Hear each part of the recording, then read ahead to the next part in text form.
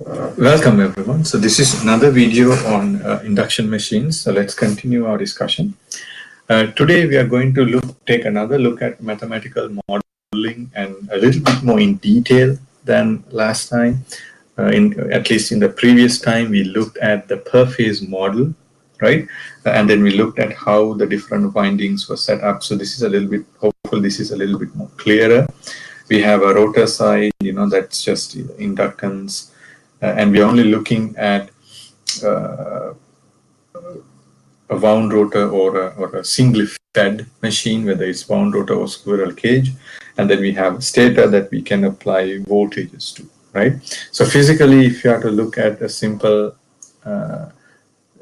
drawing, it would look like this. You have three phases on the stator, you have three phases on the rotor, okay? And then we need to mathematically model each of them.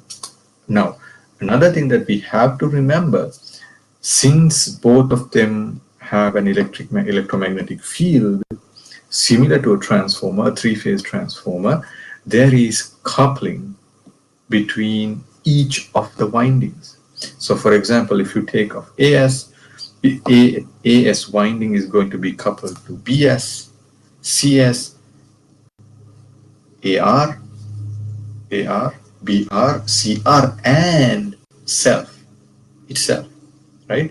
So all those couplings exist for each of the windings. So when we look at voltage equations, we have our resistance terms times current.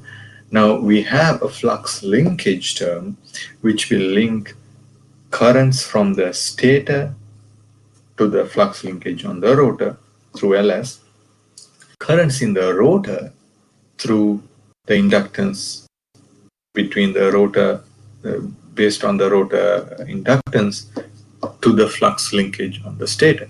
And same goes from the rotor flux. Rotor flux, we have the stator rotor inductance that is working, that's times the stator current, and then again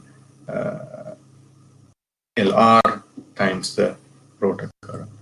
Okay, so it's a matrix, and each of them is a 3x3 matrix, which will influence the flux linkage that influences the voltage equations.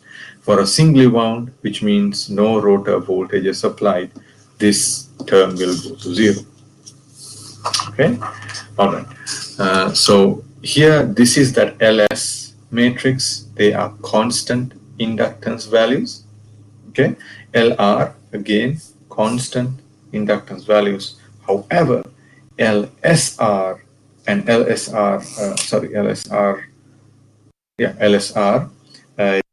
this, I believe this should be LMS, if I am not forgotten. Okay, this should be LMS, and I'll double check that. Now here, for the inductance, the rotor position counts. So the inductance changes with the rotor position. Okay, this is a very important factor for an induction machine and when you try to model it. Okay. Now, remember we talked about parameters referring to the stator or the rotor variables referring to the stator. We did that with our per phase model. We can do that even here. So if we consider the winding ratio for the rotor being NR, the winding ratio of windings for the stator being NS, the ratio can be used to refer those rotor variables to stator variables, which we use this prime for. Okay, so if I say IABCR prime, that means the rotor currents referred to the stator. If I say VABCR prime, that means the rotor voltages referred to the stator. Likewise. Okay, this helps us simplify our analysis and the model. And if we apply that, then we get the following equation: VABCS equals to this equation, RS PLS. P means this is d over dt. This is the derivative, okay, not number of poles. And then these are our rotor voltages referred to the stator, and then following, the same inductance are being referred to. So inductances, resistances have been transformed onto the stator. So you're referring to those variables from the stator, not directly looking at them from the rotor. Okay. Now, so this is a very simple model that you can use to study induction machine. In extension, what you can do is now we can transform them to a reference frame. All right. Now we have to be very careful. In the synchronous machine, we had the rotor frame and the stationary frame, right? Because we had one frequency. Now with induction machines, we have three different frequencies to think of.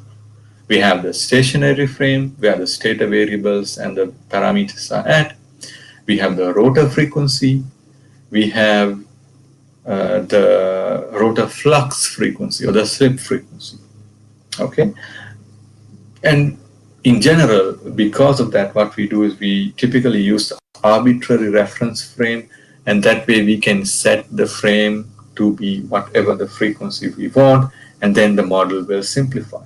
Arbitrary reference frame means, it's at a random value omega, which we can change. We can make it omega r, we can make it omega slip, we can make it omega synchronous, either one.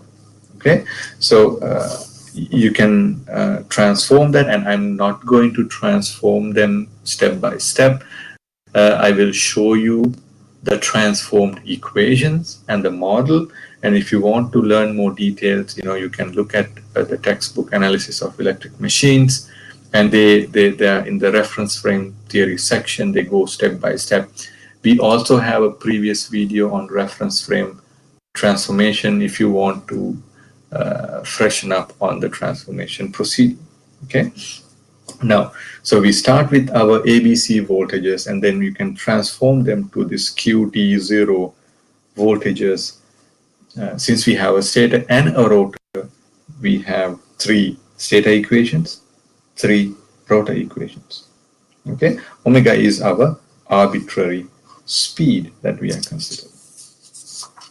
Okay, and then so we have these flux linkages, right? One key thing to remember, see, omega q will depend on VQ will depend on flux linkage from D axis. So there's still coupling in this machine. Okay, there's still coupling in this machine.